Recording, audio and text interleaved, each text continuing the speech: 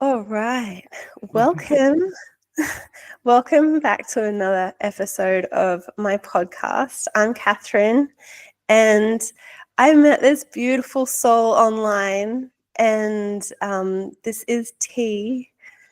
And I witnessed your art first. I think that's what drew me to your page, and also the poetry of your words. Oh my goodness. And then a few weeks ago, I saw you do this beautifully vulnerable, honest post. And that's what really made me connect with you. And I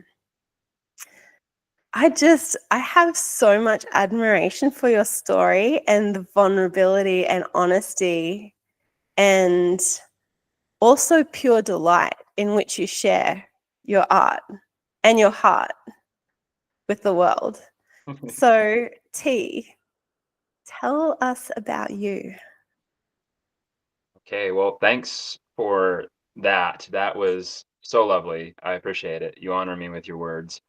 Um, yeah, so we connected, and I have been just going through things for the last couple of years, and I somehow got to your Instagram page, and I was like, I want to check this out. And I watched one of your podcasts, and I was like, wow, there's so much alignment in your journey, and I admired that, and I was like, yes, let's share. And then when we started sharing, it was like, whoa, there's a very strong like attitude and alignment in how we communicate. And I'm like, wow, I found this person that's like literally across the world from me, and we are relating. And we had said, we had talked about this thing called infinite relating. And I was like, whoa, like I'm participating in this, what feels like this universal communication. So it must be very important. And now we're here. Yes, now I hear. And I remember within my meditations, like after meeting you and having a couple of like voice notes back and forth, um, like in my meditations, I remember your art coming into my mind and also your like expressive dance. Like I was just like, there was part of me that was just like this inner child joy part of me was just like, I want to hang out with him. Like, I'd love to just go to a jam sesh with you and like just, rave dance. Like, Yes. you know, and I felt that little inner child creative part of me just light up. And I think that's one of the things that I love about social media is that it's like a place where people are inspiring and feeling safe to find their own diverse communities. It's not just one community, it's humanity. Yeah. Yeah. No, that's what I love about it. I love playing in front of the camera. It's very liberating to have a space and express, especially when you've been taught there are certain ways you should express, and then finding out like later on, like, no, not exactly. You can do this a lot of ways. There's not really a wrong way to go about it. So I love that. That's so true. Um, that is so true. And I guess it's interesting because there's so much joy in the two of us that speaking into things that are like kind of on the heavier end of the human experience, like there's so many spectrums through all of it. The human experience is so quantum and ever evolving, yeah. which is why sometimes talking about things that are, vulnerable, like our shadows, like our past choices, and all of the choices that ended up leading us to this place of desiring that infinite relating, like desiring to have other humans to connect with through multiple spectrums, you know? So Mm, having that transparency of lived experience so that you can evolve your own experience. And if we can do that through a human, through the lens of evolving humanity, by the way that we're evolving our relationships with each other.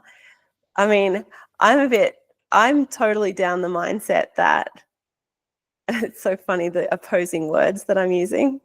It's like I'm a little bit, and I'm totally of the mindset that there's telepathy, like that's an evolutionary step, and that we actually have all of the facilities to do that. And we've also, in some ways, experienced it.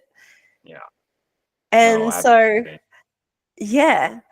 So it's like I'm getting so far ahead of myself, but basically we're here to talk about coercion and coercive control through multiple lenses, because it's a complex issue and experience. And it's not just abuser and victim. There is so much more in between all of that. And in order for us to shift our lived experience of coercion, right, we kind of have to hold that there's going to be more than two labels. There's going to be a whole interconnected spectrum, and that there's environment. So where do we even start? Can we start with the list that Oh, you absolutely. created? Yeah, no, I love what you're saying here. One of the things that I've recently figured out about what I should take my time and energy with is avoiding dichotomies like good and bad, or like you're saying, abuser and victim, and realizing there's like this full spectrum, and it's not like a line that's going back and forth. It's more like this whole plane that you can exist on, and like there might be points that you can sit on, that maybe you can sit on some morals, but for the most part it's so much more dynamic, and that's what I'm finding is actually worthwhile exploring. The dichotomies are so easy, and Yeah. they don't really serve us well. So I like that No. you said that. Yeah, definitely. I love the amount of language we can bring to this. And I actually love like using lots of different words and ways, and I love discovering words. Mhm. But basically, there's that element of using the different frameworks in the language, like even that black and white thinking, like Mhm. breaking out of that is literally almost like learning to emotionally regulate, but you're starting to see the connection between the physical, which is very binary. It's a yes or a no. And as a kinesiologist, that's all I work with, is yeses and Yeah. nos, right? And that's because the body is doing the feedback. I'm getting the feedback from the muscle testing, or, testing whichever muscle it is, but it's a yes and no mechanism, ones and zeros. Yeah. This is where like the matrix is like, oh, it's so rad, because you start witnessing it in ones, you see the patterns through the ones and zeros. And that can be like you having a thought of someone and a butterfly crosses your path, and you just know that there's a connection in some of that. And some of it is imagined and creative. Mhm. But the irony is the other person can be creating it at the same time, Yeah. and Experience.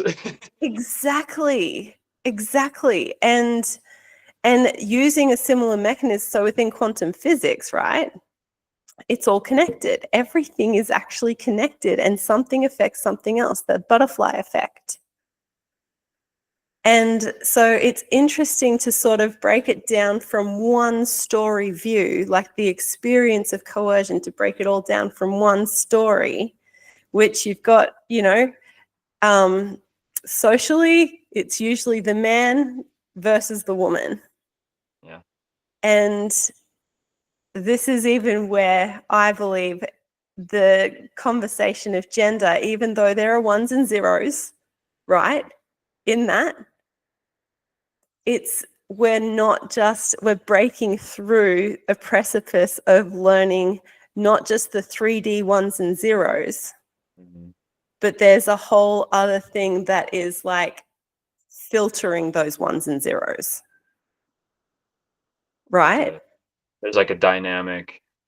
There's a dynamic plane that we can look at this in, and no, I agree. I agree with that. Absolutely. Yeah. So it's understanding what is the environment of that 4D. Like, what is the environment of, or the lived experience, because that's what we're experiencing. We also can't deny the physiology of what we feel because we're feeling it. We can't deny if we can't breathe. You know, like, it's not like, oh, it's all in your head. It's like, well, it's not, you know. And I think that this is really important as someone who has been coercive in my relational style, both subtle coercion, being the victim, sometimes the antagonist, you know, and also overtly coercive, where I am like demanding that they take action on something, you know. So it's and then doing that to my children, and really the wake up call was me doing that to my children. Me too. Absolutely. That really kicked me out of it. Yeah, it's hard. And it was, you know, witnessing the effect that my lack of emotional regulation had on, like, on their mental health. And it was because I was too stuck in ones and zeros. And it was just, you know, like, I was too fixed on what I think it should look like, but it was my feeling mechanism that was overriding everything, because I couldn't Yeah. deny what I felt and all of the things that I made it all mean. And it was that mental construct of all the things that I made it mean that actually changed the way that I felt. That, you know, perception is reality. Yeah. And so, like, breaking down my little psych outs, my absolute full on rage cycles, like, breaking those down to where was the moment that I gave in? Where was the moment that I justified putting it on them? Mm, And taking ownership of it and looking at the shame of it and going, but I also know the goodness of my heart and my deep desire for them. So something's lacking in communication. Something's lacking here. What is that thing? for me, I experienced that. You just brought me back to when my son's 12 now, and we had a really fantastic relationship, like from 1 to 8. And I remember times where he would display defiance, and I was like, "That's really cool. I love that." And I started, like you were saying, like, I started to lose a lot of emotional regulation, and it started to bleed off into my son and I's relationship. And I remember him saying to me, just in general, not specific words, but like, "Hey, I'm gonna hold you accountable to these things that you teach me." And when I hit that point where I didn't have a certain type of control, um, that's where the coercion started, because I didn't have anything. You said earlier that, oh my gosh, I'm trying to remember it. You didn't have, you couldn't deny it. Mhm. And that really resonated with me because um, what I was going through, like, was a lot of what my parents did with me, and I couldn't deny that. Like, and I can even rephrase it as, I didn't have the tool set, the capacity to move away from that type of thinking. It just was Mm. like, oh, it's almost automatic, like, Yeah. oh, you did bad, go to your room or something like that. Yeah, it's like the torment of becoming a parent is having your parent come out of your mouth and out of your behavior, and you're embodying them. Because it's like monkey see, monkey do a little bit, but we're literally tiny children and we go through the whole process and there's a conditioning that happens. Mm-hmm. And we can't deny that. We can't deny that our parents, it creates usually a polarizing experience for us. We either become like them and we don't even want to, or we become the opposite. You know, it's like, and I've met people who have neutralized in it and they don't, it's just not part of where they're at anymore. And it's beautiful to see people come through and hold themselves, start steering their own ship, so to speak. Yeah, it is. And it's with witnessing how we related with our parents. It's like blooming. And there's that saying, like, late bloomer, that you're reminding me of. And I don't necessarily think that we're late bloomers, but there is a point we can get to. And I really think a lot of it for me, I don't know with other people, but it came with like a crisis. Like I had a crisis and it floored me and it absolutely forced me to look at why my life is not working right now and Mm, how I'm driving away the relationship and the value that comes with me, that comes with my son, that comes with my daughter, where uh, they they have human value that isn't associated with you listen to me, you get good grades, you eat your vegetables, like all kinds of stuff. I'm just throwing stuff out there, like nothing really yes. specific I'm targeting, just that kind of feeling became lost because I didn't find value in me. So how can anyone else have any value if I don't? you know? Yes. Dude, preach. No, 100%. That there's the point that I got to that's like, where is the highest priority here? What are we doing this whole thing for? Where's the human? Like, this can't be right, you know, because it was my daughter got to a point where she had planned her exit from life. And I've spoken about this online, and she's given consent for me to share that. And it was that. And I have only one daughter, you know, and I have 3 sons. And it's not that I value the daughter more, it's that in the ones and zeros, we look so similar. And Yeah. so it's so much like that relationship with myself. And she's really helped to sort of mirror that back to me. Like, you know, I've kind of had to consider how I would feel if I were her age. And so that's automatically kind of helped to reparent myself while parenting her. And so, you know, I was like, how can it be that the next generation, and I knew that she wasn't alone. I had 2 other sons who had suicidal ideation and the other one had depression. And they weren't the only kids who were experiencing that. This was like at the time of the pandemic where there's so much fear going on. And I was a massive raging, like all over Facebook conspiracy theorist. And it didn't help anything. And it wasn't helping me with my adrenal fatigue.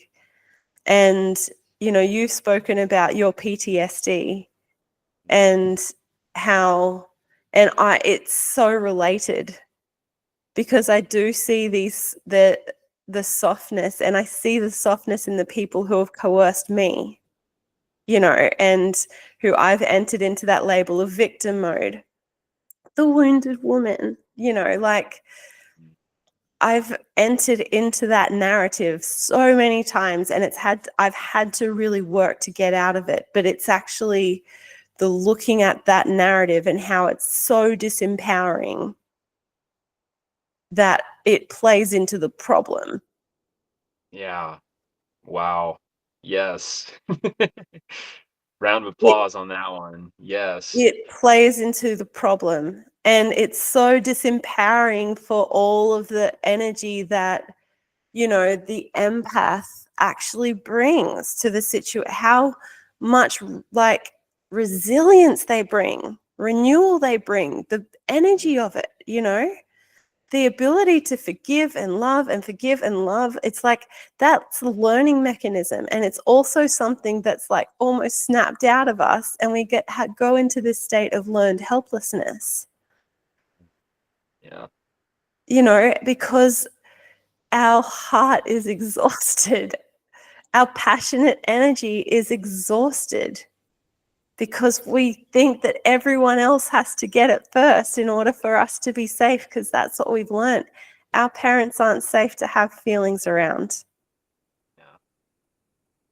And we show that to our kids, and And our we show kids that. get this idea that there's a disparity or a lack. What is the word? Coming from a place that's not abundance, whatever the opposite of that is. I'm drawing a blank right now, but Yeah.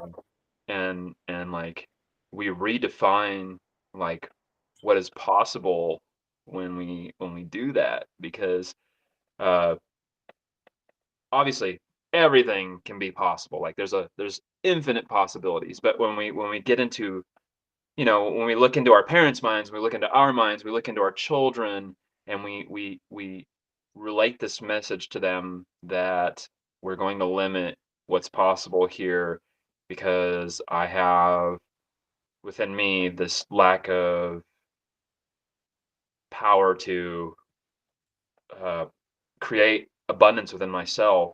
You have to see that now, and I'm this trusted figure to you that you love, and they may not be strong enough to get past that. So I mean, some kids are, Mm. absolutely, but um, you know, you're like this leadership figure, and you know, the light brightens and dims according to what is going on in our internal dialogue. So That's so true. That's so true. And we've learnt, and they've learnt, and then they learnt. Like, we learnt to control situations by dimming other people, because we learnt how to be dimmed. yeah, And then they learnt how to be dimmed. And it's like, as soon as you sort of start to look back and see the patterns, one of the things that I got to, I was like, okay, I see a pattern of generations not trusting the next generation. And I'm like, I also see the wisdom of children, like their ability to connect in and like have ideas and opinions that are so out there. You're just like, what the heck are you talking about? But if we just like calibrated to their pace, you know, like tapped into where they're at whatever stage that is, it's like there's new information that's literally downloaded into Earth, like into the human experience. And every single one of them is so different. They are an entire universe. yeah, absolutely. And realizing for me to not trust that there's something in them that is going to evolve humanity, each one of them, like it's an overwhelming responsibility to then try and raise that in the systems that we have. And the go-betweens. And I've been really open on like Instagram about well, particularly in the stories, but about my experience with like the health, well, yes, the health system, but the education system specifically this year. And around the use of coercive language in, you know, and dealing with and speaking to them about the PTSD of bullying of teachers has had on my son, who became the junior school captain and stopped going. He was on a beautiful trajectory, and then a teacher started bullying him, and it hit all the PTSD that he'd experienced through, and just he kept his little light going until this teacher and he stopped attending school. And then there's the coercive letters from the government of enforcement for prosecution on me if I don't send him. And me knowing that PTSD is just as real for kids as it is for us. Yeah. Yes. Absolutely. And it's, you got to think like kids sometimes can emotionally regulate well, but that's not a given. And um, to have something like that it's so destructive, and it's, oh my gosh, that's a whole thing right there in talking about how do I put this? How we this is how I see it, and I may be misinterpreting this, but we have these truths, like in this case, whoever this bully teacher is, for example, like we have these truths, and like we have to give them to this person because they're gonna need it when they get further along, because somehow that's where I missed out, or where, like an arrogance, Mm, and we mistime these messages, and we snuff out people's light. And mm, you could take that timing, like it could be something as simple as bullying occurring in front of people, or um a like, let me pull you back and let's talk privately, I have concerns, rather than, you mm. know bullying. And like, it's so easy to snuff out that light. And as parents, when we go to this coercive nature that we can have, that's, bled off from generational traumas, or that we've learned from our peers, we it's like we're like actively destroying this, our this universe that you're talking about in front of us. Yeah, It's like you can't be that way. That's not normal, or that's not right. But like, we don't even have the right perspective usually to cultivate that. I think the cultivation is done in collaboration with our children, not, you know, not in oh, the not in the you need to get A's and B's because that's how the world works. More like, can I share with you how I think that this would benefit you, and you can choose whether it does or not. Like, totally. Absolutely. Like, invite them to it. It's their life. And isn't that half of the issues that we're literally dealing with as adults, is that we had a life forced on us that we thought we had to do? yep. Isn't that half the issue? If we can just learn from that, if we could just learn something from that That's and doing just, the work. it's like, is it that simple? But then socially, we go through the deconstruction. Mhm. It's anxious messages from my father about how this is going to impact my son in the future, Mm, and me informing my son whilst like letting him know what's going on, but that there's this, like, don't let this pressure you. And so it's learning those emotional and psychological boundaries of who has say in my life. And if yes. we can do that at 15 and not like 50, then we've evolved humanity. How many people would that impact?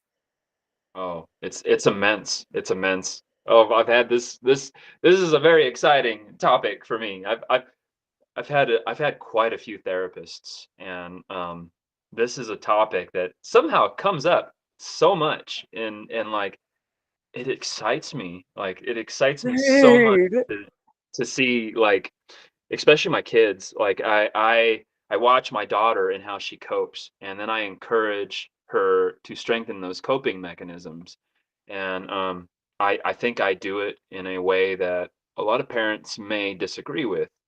And but I watch her, and as she does it, the resilience that she builds and the ability to get back, like, let's say she falls off a bicycle, like, I've just taken this up that, like, she'll fall off, obviously I'm gonna make sure she's okay, but like as she's dealing with the pain, and it's not even the pain that's the worst for her, it's that someone saw her mess up and fall off of the Oh. bike. And I never even realized it. I was like, oh, it's just a little scratch, it's not that bad. But then I delve deeper, and I say this metaphorically, but I go into her eyes, and I can see it's not the little scratch on her hand that she got from landing. It's that she thinks that I'm going to see her as less valuable because she fell off the bike, and her brother's like riding ahead of her on his bicycle without training wheels. And I usually just embrace her and let her cope, and let her know, like, hey, like, it's okay, like, that's awesome, like, you got back up, and we can still ride, we can still do all this stuff together. And she's like, yeah, yeah, we can. And she gets right back, she stops crying, like, she could be bleeding, like, she could be bleeding or have like a bruise somewhere. And the idea that she's still on the level and still has this value brings her back. Mm. Whereas, like, I could be like, well, you should have, like, pedaled harder, or stop crying. It's not that bad. Like, I don't even focus on that anymore. Like, and I want to do that with my son. It's more difficult with the 12-year-old, but to give that platform back is so, oh, I don't even know. It's really amazing to see, because I did not have that as a child. Not often. I may have had it here and there, but it's not something I remember. Mm. I remember constantly not being good enough, Yeah. and it drove me to strive, but it was in the wrong manner, and that whole structure of striving collapsed on me, and it destroyed me. And I don't think that's something we have to go through. Like, I think my kids don't have to go through that. That's something that happened Yes. because I lived a life based on fear, and now Mm. I'm like, I don't have to. Holy smokes. Yeah, exactly. I totally agree. And there was like I went through quite an experience to come to that point. It had to be freaking I was the bottom of the barrel, couldn't sink any lower. And then one of my children came to me while I was on the beach about a sexual assault that they'd experienced. And well, it was actually their sibling who told me. And so I was so broken. It was the most broken I had ever been. I couldn't sink lower than that. So this was after my daughters also told me about, her planned exit and not to interfere. So she was choosing her life. That was her line in the sand of choosing. And that's how I saw that. And so I was at the ocean hearing this news, and it was the lowest I could sink. I had like no money. I was living on my parents' property in a shed. There were big spiders around. Like I'd gone from country girl to like inner city, like city girl, to like back to the country. Oh my That goodness. humility. And so I walked into the ocean devastated that this experience had happened to one of my children. I could not believe it. And I just said to the ocean, I said, Mother, because I adopted Mother Nature. Mm. I'm like, Mother, I can't, like, I'm going to really break. Like, and it's like she spoke back to me and said, "No, you're not. You've done that before. There's a whole other spectrum to healing. There's a out of all the infinite ways, there are other ways." And I'm like, "Well, look, I'll do anything." And I just got back, lay your head back and float. Just lay your head back and float. And then in that whole cacophony of labels and social shame and all of the things that I just wasn't good enough in, I experienced bliss, joy even. And there were other people around me breaking and hurting, and I was also really hurting, but there was a moment of joy that I could also not deny. Wow. And it was just it's going to be okay. You'll wake up again tomorrow, and this is all going to be here, similar to this. And if you just find one moment, kind of almost like that moment when you're making out and you just lose yourself in like the ecstasy of the feeling, but the quantumness of the experience, and how much you bring your severe presence to the deliciousness of that experience. Yeah. It's like finding that, but with the life force that's moving through your own body. And that's how I've learned to channel things. There's infinite data within one minuscule moment. It's a And sweet surrender, it sounds like. sweet surrender. And yeah, sweet surrender. It doesn't need to be heartbreaking, but there's a whole other like spectrum to what we've experienced. And I think too, the evolution is to not catastrophize all of it, not to not feel, but so that you can still experience the feelings, those infinite feelings of the break and the, heartgasm. It's like coming down to the moments and then being so conscious in our moments that we recheck in, not necessarily to be on that feeling, but to be present to whatever we are feeling, because it's other information. Yeah. It's like a connective information. That's wow. That is so raw. Like, thanks for sharing that. Like, wow. I have the depth, and forgive the pun with the ocean, but the depth is it's very when you are talking about this finding something and sitting in it, it's there is some like validation almost in the work that I can't speak for others, but the work that therapy has put me through, where um, I have to recognize and kind of surrender to the idea. Okay, I've seen this life on this linear path that I've had. I've been giving tool sets, and it's so fascinating. I used to be a resiliency trainer with the Air Force, and I used to teach people how to be resilient. And it was like right out of the You book. I really did? believed in. Yeah, yeah. That's so cool. I loved it at the time, and I still do. But what I've realized is the way that I was going because of fear, I was going on this linear path.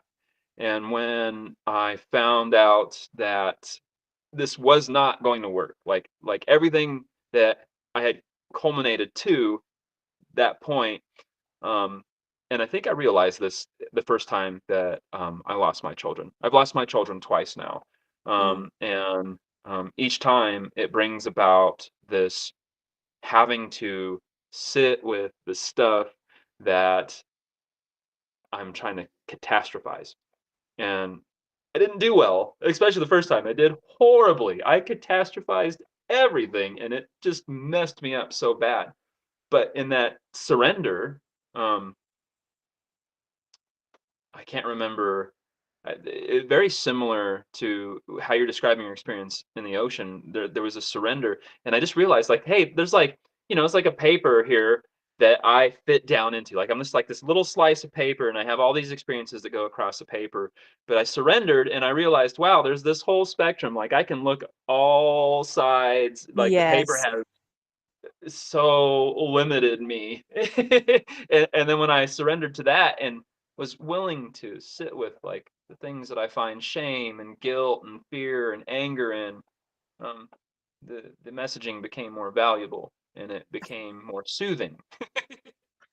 Ultimately more soothing, and that helped me to bring peace and to be willing to accept the suffering that was occurring because it was something different. It wasn't an enemy. No, it's like humility. It's like coming, oh, and you articulated it all so beautifully and so spot on. It's so interesting too. It's like not just the words you use, but the tone, and there's a different gnosis under there of, oh, I know you've experienced that. And that's what I really connected with in your YouTube video. I was just like, oh, you know. You know, Say it. and that's that gnosis. It's like that connective, telepathy of lived experience. Oh, there's a human spectrum that you're not ashamed of speaking about. And it's Yeah. like, yeah, because it's real. It's data. Who wants the data? You know, I do. I want to I want to share. know. Yeah. And then it's like, well, now that I'm finding that value in myself, now that I'm not looking for that value from my romantic relationship, I have none. It's been like a year today since he moved out, I think. It's the 19th today. Yeah, man. Whew, a Wow. year today. Wow. And Excellent I'm timing on the video. right. And this is what I mean. Like, there are some things that over planning and over scheduling, it doesn't allow for. And that is actually the adventure of life. Yeah. Is we just don't know what's going to happen. So all we can do is learn, and these have been my words for the year: posture. Work on our posture, like the Vitruvian man almost, right? Like there's an anatomicalness to, and not aesthetically, but there's a way that we can optimize our own body. And it's Yeah. not to highly focus on it, but it's to value it as the avatar. Oh my goodness. Oh, you're oh my yes. Dude. Yes. And then we can get to dress and express that avatar however we like. But we want to make sure we're strong because that makes it more fun. Like we Yeah. can then move this avatar through the matrix of it all because it's going to be there. We can't escape. And this is where, like, when we start to look at ourselves and the shadow parts and we own it, it's like this doing the emotional push-ups. And that's why I've gotten, from my adrenal fatigue and PTSD of like closing up and constricting and hiding and sedating myself with Yeah. non-movement because I don't want to feel. For me, I've done the talking and I can intellectualize so much of it as a practitioner as well, from all those lenses and using my work to help me and my children, and mainly me. If I'm honest, it's mainly me because that's all I can control. And then I don't even want to control me because then I feel coerced by me and I can't even escape me. Yeah. So No. You can't even help to project. I'm not gonna project in a conversation, and then like I look back at it, I'm like, wow, I really, really projected everything. So I if I'm projected coming from a more. better, you know, no, Yeah, it's like whatever if we really freaking try to do, we end up just creating like a big, like, disparity, I guess, or it's just like a polarity that doesn't need to exist there. But we want to put our passionate energy into something, and Mhm. that's where the whole creative outlet and even just the identity creation. Like, I mean, I'm a gamer, will have been in the past. So I would take ages designing my avatars, and it made me really happy. And it's so Oh, too. funny, Yes. right? Yes. Yeah. And it's so funny because I've just gone through this like rewilding stage of life where I let my hair grow. I'm not wearing makeup. I haven't like touched my hair with colors or like anything like that for years, like 4 years, 5 years, 5 years, 2019. So And it, you're so beautiful. It's thank wonderful. you. Thank you. As are you. And I think that this is just one of the fun things. It's like if we were to look at our life on an interface as though we have all of our data in front of us, health here, and then the health is broken down, you zoom in, and you start to just analyze the data. You start to see which resources are the most important, Yeah. right? And then you're just like, actually, according to what I believe is the most important, this data is on track. I could do better in this, in the financial department. I could, but actually, if I look back to the data of 5 years ago when I had to leave living on my own with my children and move into my family's property in the shed and then go into that religious coercion, right? And spiritual coercion. And I had all of these mental frameworks of they're praying over my name on the altar without my consent. They're definitely praying to higher realms and also having a belief that there's something else going on. Hmm. And then having experiences of the spiritual nature, seeing entities and things like that, and having to set up emotional, and these big spiritual boundaries. And it was all based on my perception of the world and how I don't have that experience now, even though I know that they're praying over my name over the altar and all of these other things. It's like, it's not going to touch me. I don't have to fall asleep every night setting up a spiritual safety around all of my children. But my daughter was also experiencing things like that. And then I called into that realm and was able to access my great grandmother and the information in the blood. So I was able to use spiritual practice and have spiritual experiences because of the way that I viewed the world. But because hitting that third eye experience, Kundalini awakening something, since then, my view of reality is so different that I can't deny that I experience things based on my belief system. Oh yeah. Undeniable. Undeniable for sure. Yeah. And that my belief system and my nervous system, there's an attunement in that. The So it's like realizing the anatomy and the physiology, like how the physical body works, how the energetic system of the body works, like with traditional Chinese medicine and the chakras and things like that. And then understanding like neuroplasticity, just how much we can actually change our brains. yeah. And then, It's so nice to come to like like to understand that because it's yeah, like gives us hope, you know? yeah, that's it. And I guess that's sort of my desire, is to put that together in a usable way that's going to be simple for people to understand without having to do the years of study and all of that sort of thing. But the simplest thing that I realized I could do, like the interface for like rewriting the subconscious, was really somatic work, Mm, like somatic work with faith. And so it's framing not your physical body as being wrong, but as learning how to recalibrate the mind, the body, the heart, the soul, the emotional system into the present moment. And that means embodying what, like the physiology of what I'm experiencing. So that could be, it could be like feeling wounded and down. And then I get into that physiology and then I start processing. oh, why am I like this? And it's like, okay, well, I don't necessarily feel like this right now. Maybe I'm going to get into something else, a different position. And I feel like then opening up my chest. And so if I want to do it in a conscious way to recalibrate quickly, then it's like a Vitruvian man or a standing up straight and a conscious holding of my body in an optimal way, whatever that is at the time. Because, I've had scoliosis in the past and all of that.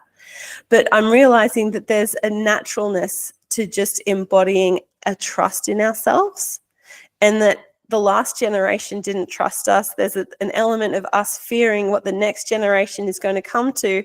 And sometimes we actually just skip ourselves altogether. And we're like, actually, the only one who ever experiences my life is me. So long as I can trust me, then I'll be right. This sounds like the silent generation that I think they were in the 20s, 30s. It sounds a lot like that. Like it's not something that hasn't occurred in the past, and it's fascinating to link that to where we're at now. Like, can we do that? Um, I got sidetracked, but I Yes. wanted to speak on. Um, you were talking about. It went back to um, this position you were in life, and it was past when we were talking about rock bottom. But you made me realize something in the position you were in, and like what your options were and how you were looking at handling your life. And it brought me back to a point where I I couldn't play around with finances. I didn't have much choices in where I was going to go to work or to educate myself. I didn't feel like I did. There were choices. Um, but when I went down to that spot and I had to face that there was very limiting things, my children were around me.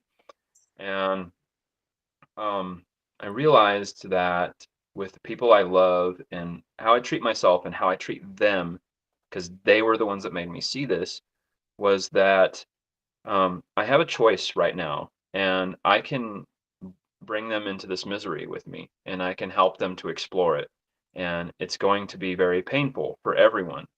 Or I can encourage the joy that I can with them, and allowing them to grow and allowing them to have the space despite.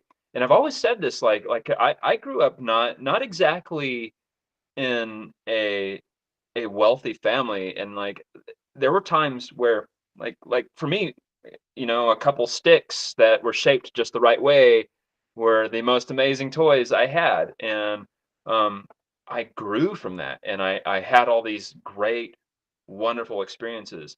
And when I give that to my kids and suddenly realize I can do this too, it liberated me from that despair. And it was something I I feel like I went way off topic here, but it was something that kind of gave rise in our conversation. So I wanted to throw it out there. No, I'm glad you brought that back. I think that that's perfect because it speaks to an integrative process that you've experienced, and also one that I resonate with, because like I grew up, the seventh of 12 children in the bush.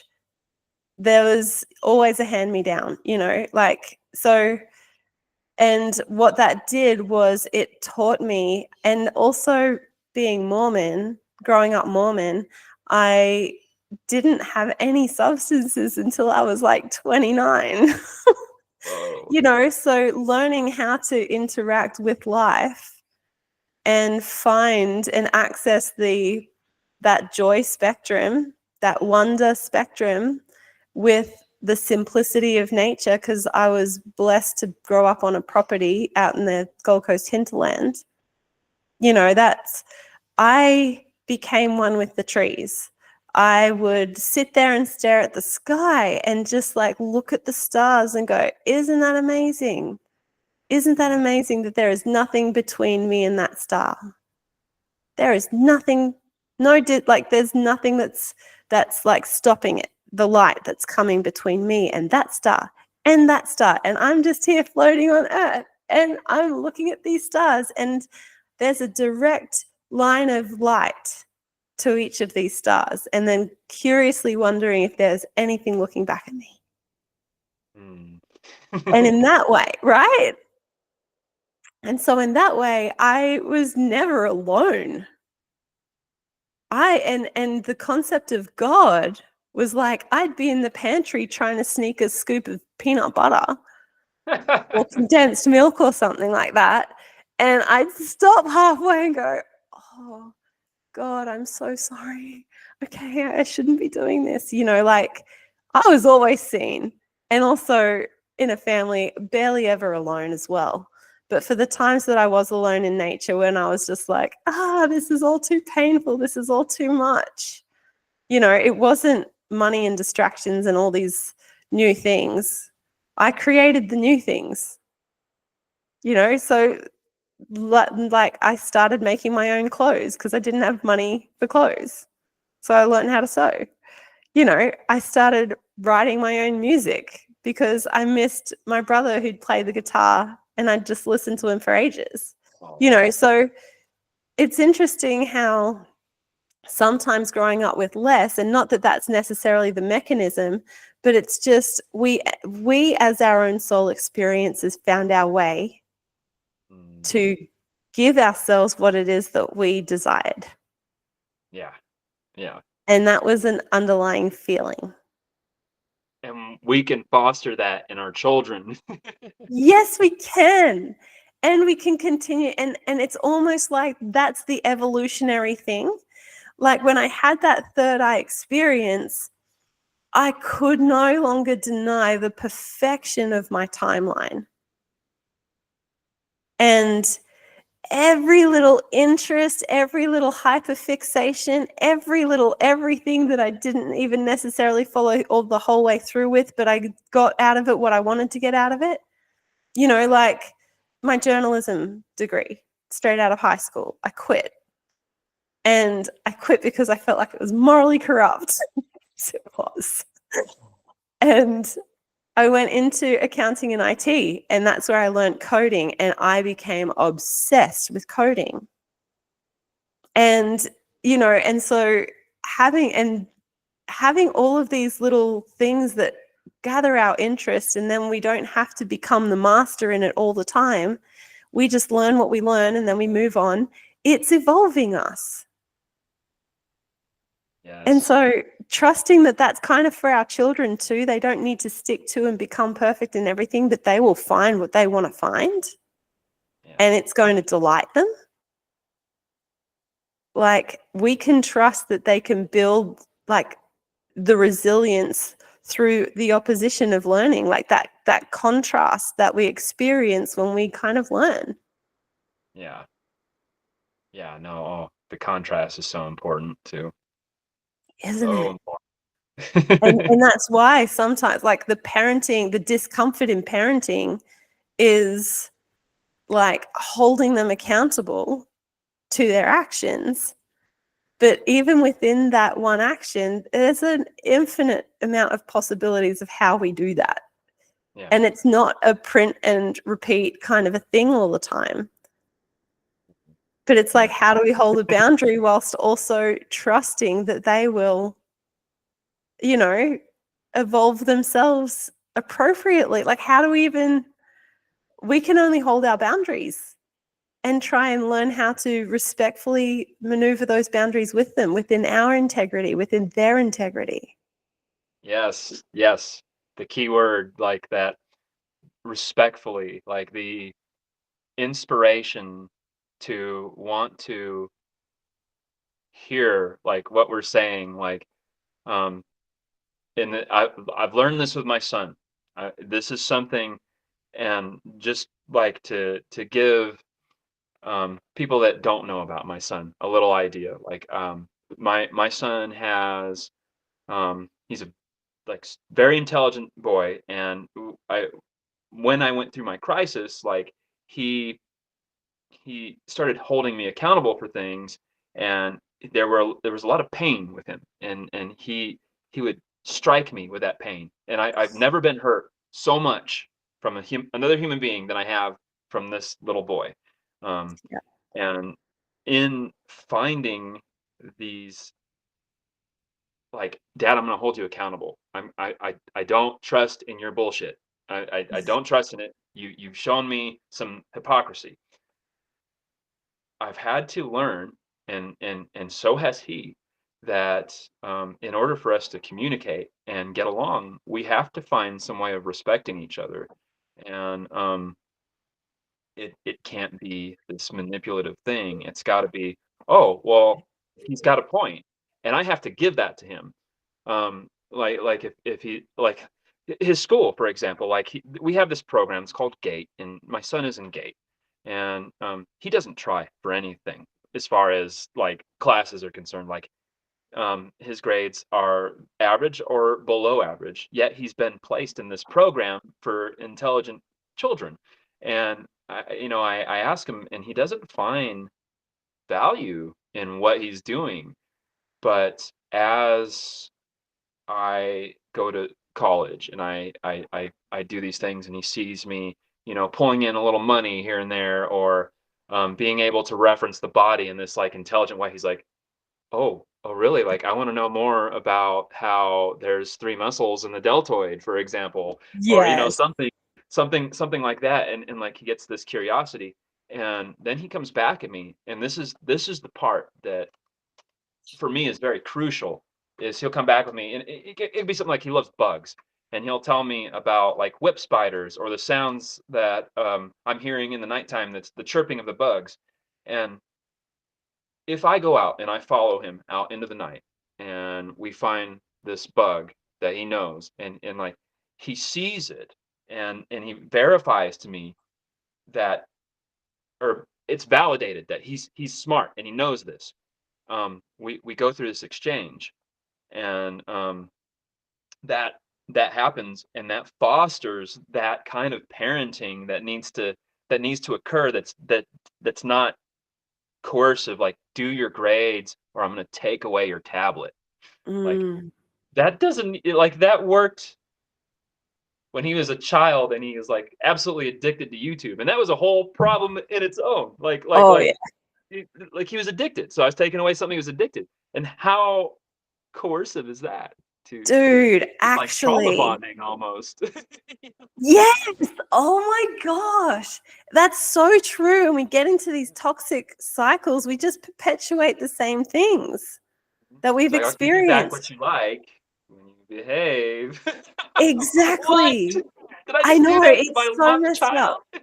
It's so interesting. It's so interesting. And it's like, yeah, but where are they going to learn their autonomy? And it's like within this element of respect, it's not one thing and then it's another thing. You know, it's not textbook the way that we've experienced in the past, because we're creating a new future. So we can expect to see different in the future when we have conscious conversations.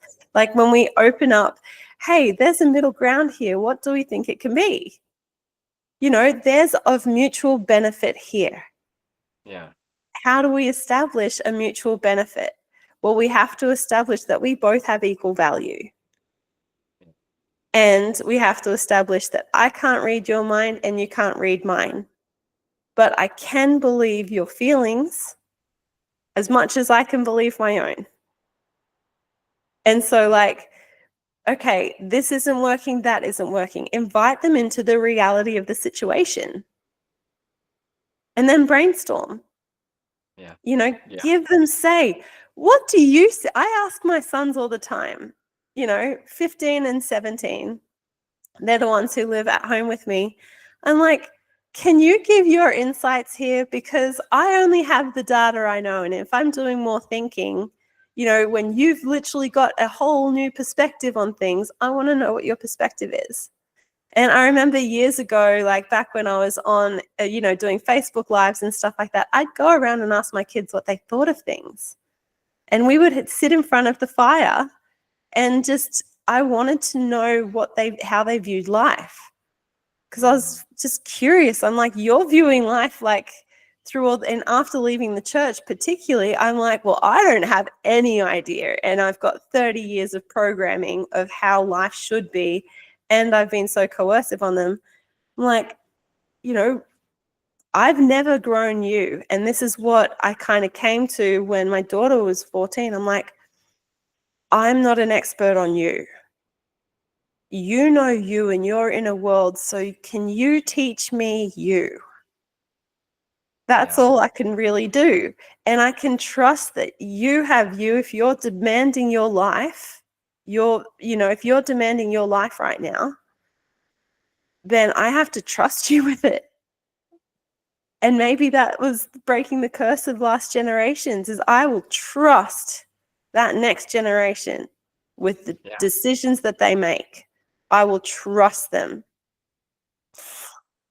Yeah, what a concept. And it doesn't have to reflect on me either, because they own them.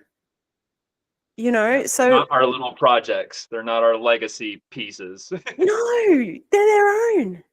Because we already had our mistakes. Just carry on my mistakes for me. That makes sense. When you think of it, tradition. No, it doesn't. Exactly. And it's just it can be actually that simple. Okay, well, I just choose to prioritize trusting you, and then I will deal with whatever the reflection back at me is. Where's my shame?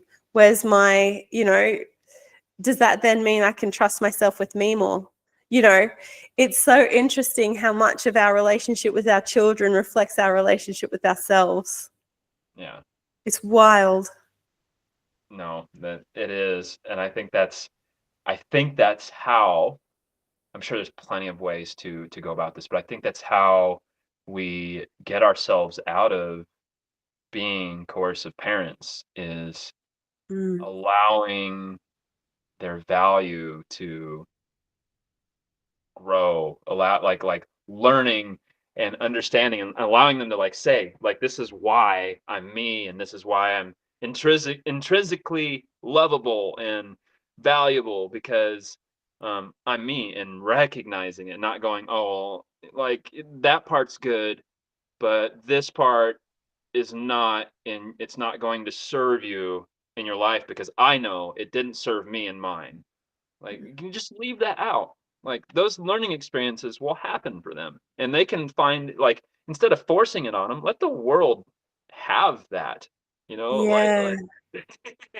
That's so beautiful. Allow them. Yeah. And I think that's where I'm also learning through that precipice now of less involvement in their experience by projecting my experience, and not just oh, well, here's what I experienced, whether you like it or not, I'll tell you.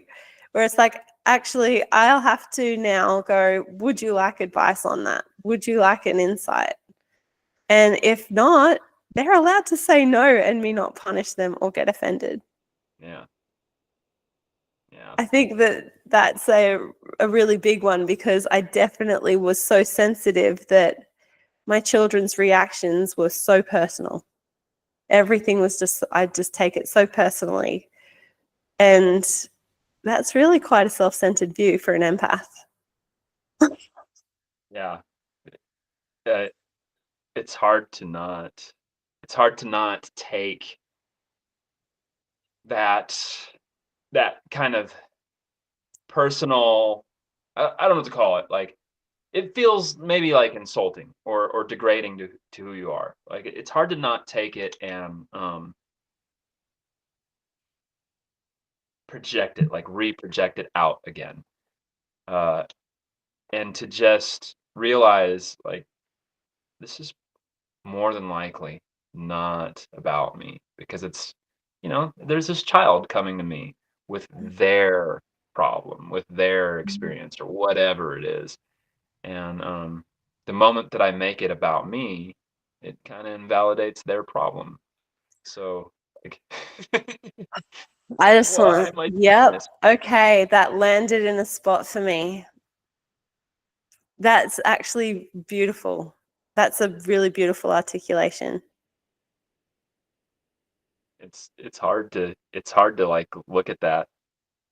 I feel like I've spent a lifetime doing that, and like I think of like this makes me really emotional, but this is a perfect example of how beautiful and like wonderful, like having a child that you know and knows you. I had an experience. We have this thing called Nevada Day, and veterans will march, and they usually do like 21 gun salutes. And I struggle with hearing the gunfire if I don't know where it's coming from. And we went out, and I knew it was coming, and I was like, okay, fine, I know it's coming. I'm going to be able to deal with this. And me and my son and my daughter, we went down to my favorite coffee shop, and we like went out into the back. They have like board games and like kids toys, so that's where we went. And that troop had made it down to right in front of the coffee shop and shot their guns. And I did not know what was going on. And I immediately triggered like um I have this thing that happens, my neck just like it squeezes, and then like I my tension in my body gets really tight, and I started crying, and my son knew immediately what was going on. He'd seen me go through this before. And he had a tool set that like brought me out of it.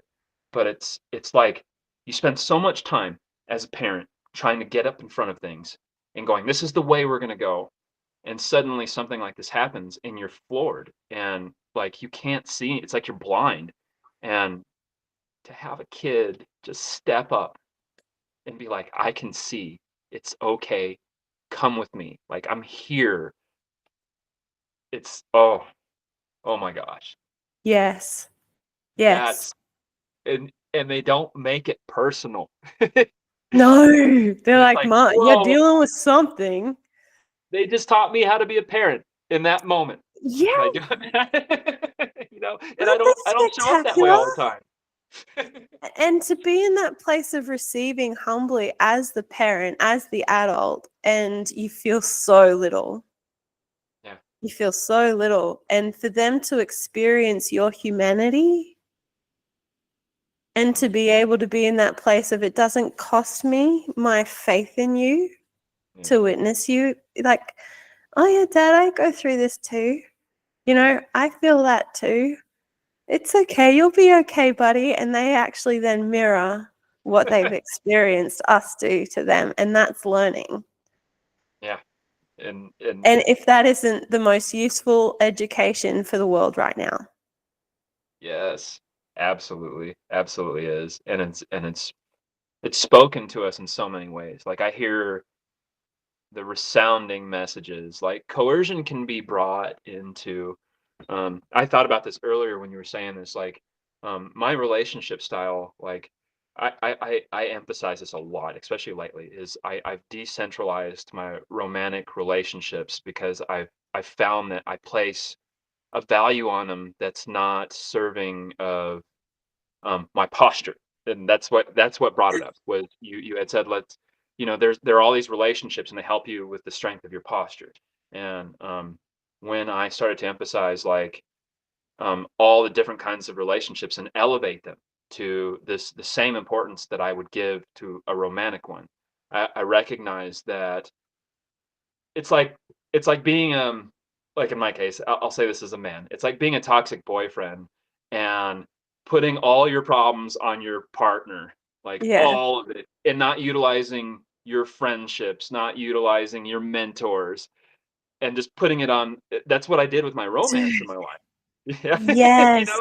So and then like to elevate relatable. all that, including my children. And it was my daughter that brought me to this conclusion, because I had gone through a breakup, and I put so much value in the validation it gave me to have a partner, to have a girlfriend or whatever.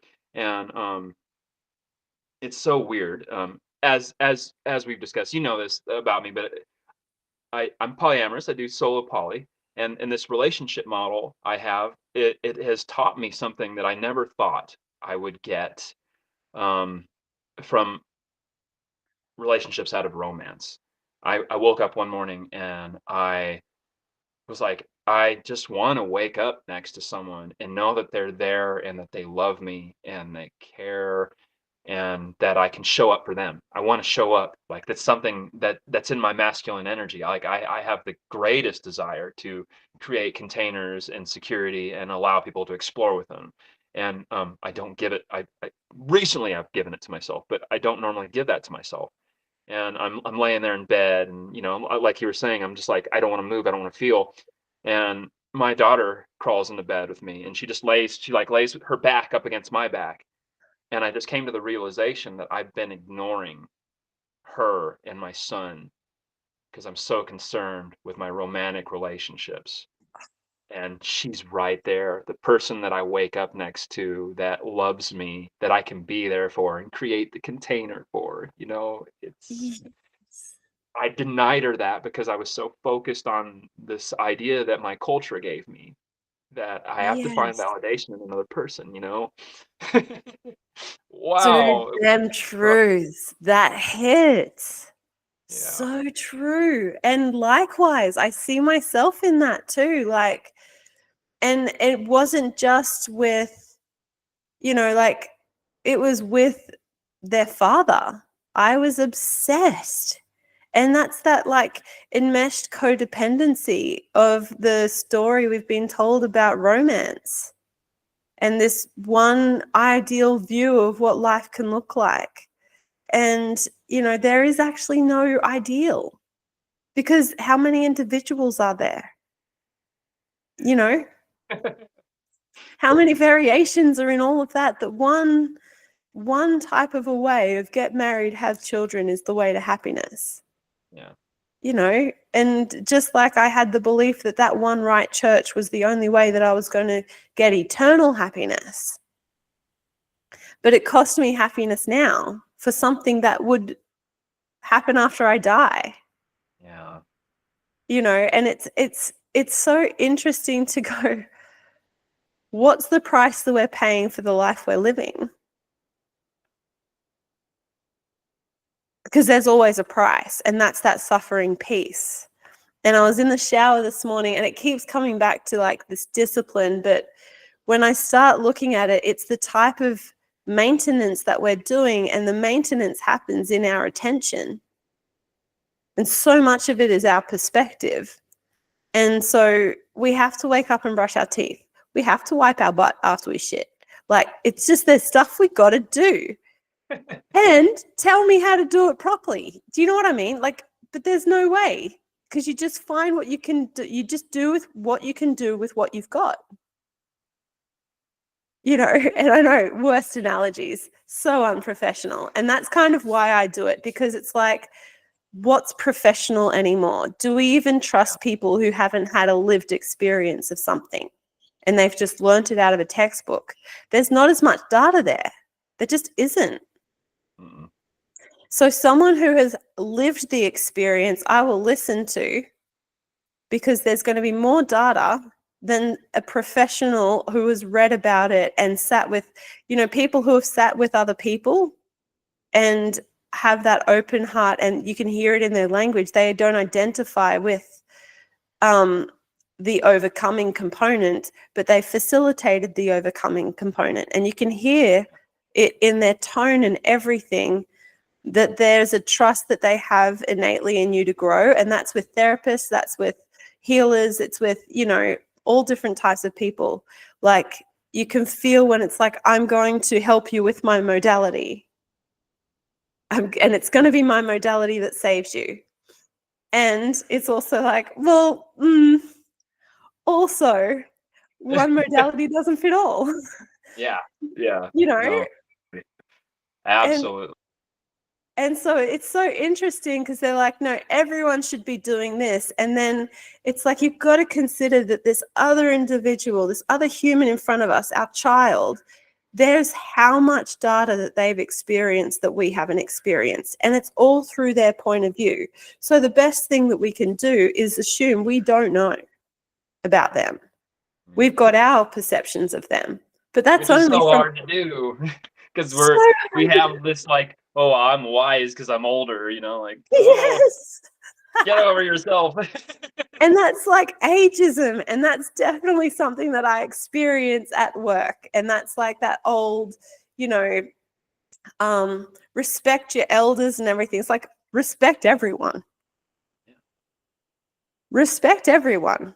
And this is where that whole maintenance comes down to what else, like, it's so hard when you become really conscious of all of the things, and then you get panicked at all of the ways that you're not lined up to your integrity once you sense the edges of your integrity so much. And so moving outside, like for me, it was like chop wood, carry water. So getting into the shower, for me, a big spiritual practice became just like drying the glass after the shower was done. And I'm like, it's washing dishes. Yes. Yeah, like washing dishes. And also like just washing ourselves is sometimes the biggest chore in the world. Just putting ourselves in the shower. When, you know, you're going through that depressive episode and you've been bed rotting all day, you're like, do I need a shower? Like, no one else is going to see it. And it's like, yeah, but there's like sometimes this little framework, and it doesn't matter if you miss it one time. That's not the thing. The thing is, sometimes you'll miss it one time out of literal self-love and care, you know. But then there's this process of I will wash my physical vessel, my body, and I'll anoint it with an oil, almost like a temple ceremony, right? Within that temple ceremony. And in that way, I'm interacting with the world in a prayer-like state, which is ultimately open to more information. And I bring that information in and I embody it. And then there's, even though I've used my energy, I've used it on me to care for my physical pet, you know, this little animal avatar. And it's through this animal avatar that we experience life. And so much of our feeling is in our proprioception under our skin, you know. And then we've got the muscles that all of, you know, all the proprioception within the muscles and the fascia. And you're just like, okay, I feel so much deeply. And all I can do is be here now. And so moving through things somatically with a future purpose in life of I'm just maintaining today this avatar. And if I can just look after myself today, then job well done. Yeah. Yeah. And my kids are going to see that. And the best way to learn is by example. Monkey see, monkey do. Yes. I wanted to ask you, we didn't discuss a time on this. I am running out No, we of didn't. Yes, no, thank you. And absolutely, likewise. I think there's so much of this conversation we can have, and thank you for bringing time back in. Speaking of here and now. Yes. So is there anything that you wanted to say in closing, or are you feeling Yeah. complete? Yeah. I want to say thank you. Like Oh, this is so valuable. Like I got a gift today. And this expression that one, like I feel like you have facilitated a way for me to go, hey, like I don't know if my kids will ever see this messaging specifically with us, but um I got a chance to be like, hey, I'm thinking about this, and if they can look back on that, I feel like that example, that kind of the monkey see, monkey do, right? Like that helps them to be okay with that. So um what a powerful gift that is. So thank you so much for the dialogue. thank you so much, T. I'm so grateful, and no doubt we'll have more conversations in the future. Thank you. I'm going to close this recording and then we can close.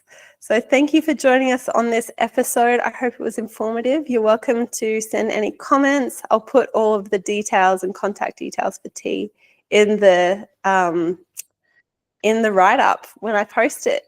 So thanks for joining us.